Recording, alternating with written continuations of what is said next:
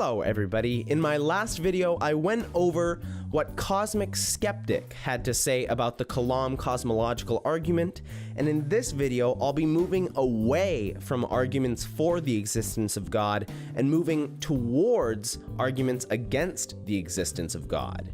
And specifically in this video, the problem of evil. The problem of evil, also known as the problem of suffering, is undoubtedly the strongest argument against the existence of God. It takes very little effort to recall horrible atrocities and disasters, both moral and natural, and one can't help but wonder how this is compatible with the existence of an all-loving God. Is something like the Holocaust really compatible with an all-loving God? When discussing the problem of evil, it's necessary to distinguish between two different versions of the problem: the logical version and the probabilistic version. In this video, I'll be dealing specifically with the logical version. The logical problem of evil attempts to show that God and evil are logically incompatible. That is, if one exists, then it's impossible for the other to exist. This was first made popular by Epicurus, an ancient Greek philosopher, and he posed the problem like this. Is God willing to prevent evil, but not able?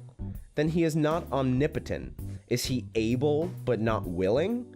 Then he is malevolent. Is he both able and willing? Then whence cometh evil? Is he neither able nor willing? Then why call him God? It's incredibly important to know that the word evil here doesn't refer exclusively to moral evil. It also refers to just suffering in general. Put in the form of a deductive argument, the argument typically goes like this. Premise 1. If God exists, then he is able and willing to prevent all evil. Premise 2. Evil exists. Conclusion. Therefore, God does not exist. Now, those of you who are familiar with deductive arguments might be scratching your heads. Certainly, any theist would agree with both of these two premises, but the conclusion is a total non sequitur. That is, it doesn't follow from the two premises that God does not exist. There has to be some additional premise which connects everything together and leads into the conclusion. So let's reconstruct the argument with the additional premise to make it logically valid. Premise 1. If God exists, then he is able and willing to prevent all evil. Premise 2. If God is able and willing to prevent all evil, then God would create a world without evil. Premise 3. Evil exists. Conclusion. Therefore, God does not exist. This additional premise identifies the crucial hidden assumption in the logical problem of evil, namely that if God is able and willing to prevent evil, then he will create a world without evil. And it's precisely this premise which I object to.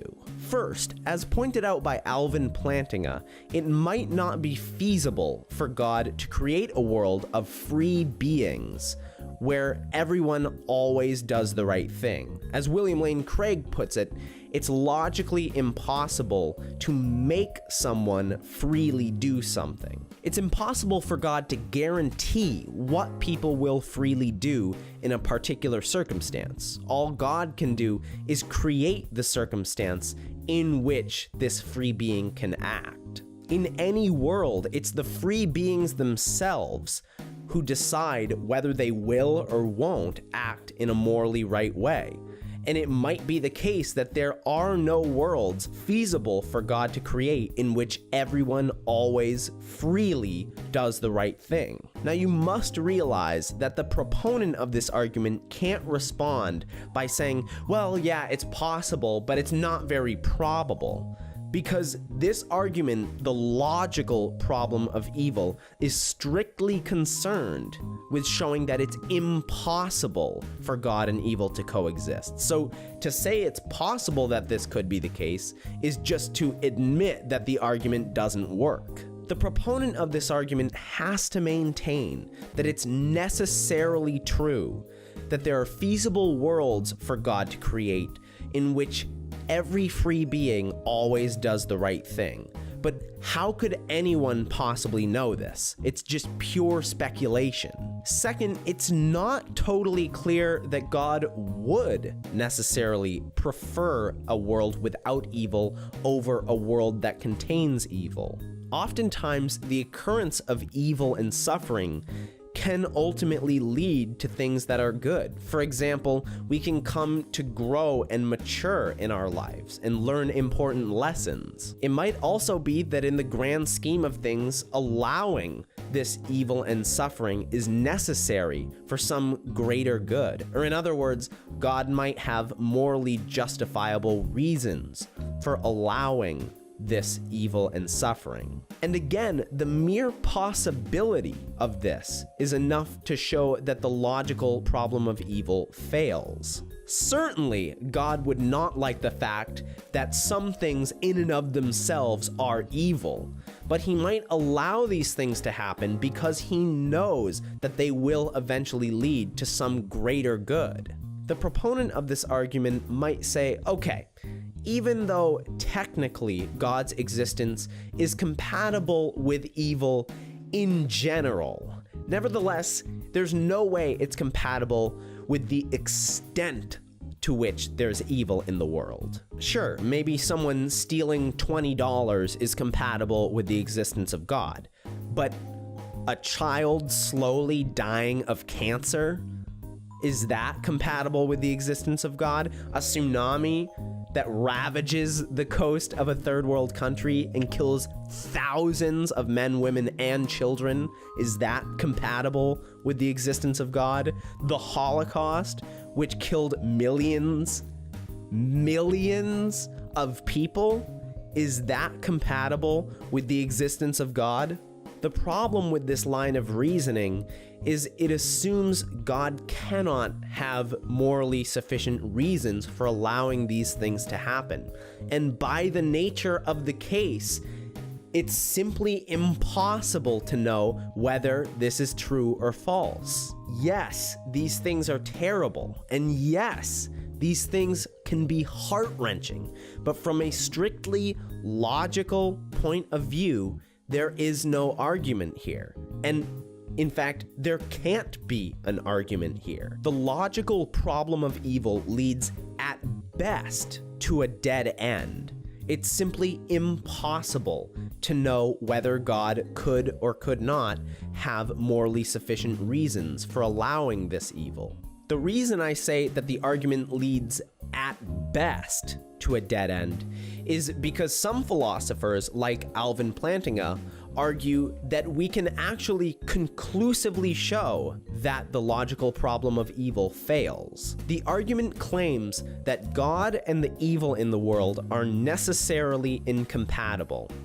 So, if there's even a possible way in which the existence of God and the evil in the world are not incompatible, then automatically this argument fails. And such a possible way exists. Alvin Plantinga provides this as a possible explanation for the evil in the world. God could not have created a world that had so much good as the actual world, but had less evil, both in terms of quantity and quality.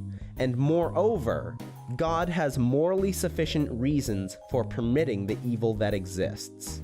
Keep in mind that he isn't arguing here that this is true. He's simply putting it out as a possibility. In order for the proponent of the logical problem of evil to save the argument, they would have to prove that such a situation is impossible. But no human could ever do that. The amount of historically contingent facts that would need to be accurately taken into account is virtually infinite. And it's for this reason that philosophers have largely come to the conclusion that the logical problem of evil fails. But of course, this is only one version of the argument. We're still left with the probabilistic version, which is admittedly a much stronger formulation of the problem of evil. and that's what I'll be going over next in my next video. Thank you very much for watching. If you liked the video, then without a doubt, share it with someone you know, and subscribe to keep up with my newest videos. If you have some thoughts or objections to what I've said, or you just feel like you have something to say, don't hesitate to leave a comment. I love getting comments. Like I said, in my next video, I'll be going over the probabilistic problem of evil, so stay tuned for that video, and I'll see you then.